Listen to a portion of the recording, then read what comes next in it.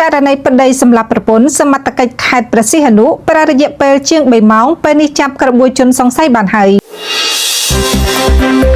ព័ត៌មានតារាជាតិតារាអន្តរជាតិសង្គមវប្បធម៌អារម្មណ៍ធម៌តន្ត្រីនិងភាពយន្ត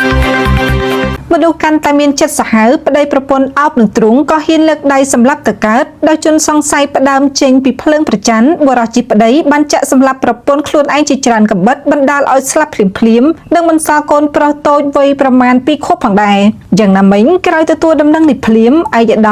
តមសេនីយ៍ឯកសរដ្ឋាអគ្គស្នងការរងនឹងជាស្នងការខេត្តព្រះសីហនុបានបញ្ជាទៅកាន់លោកឧត្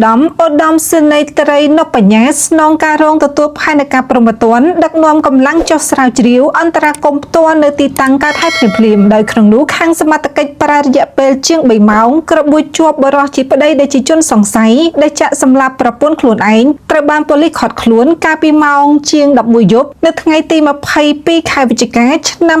2025កន្លងទៅនេះគួររំលឹកដែរថាករណីឃាតកម្មនេះកើតឡើងនៅវេលាម៉ោង8យប់នៅថ្ងៃទី22ខែវិច្ឆិកាឆ្នាំ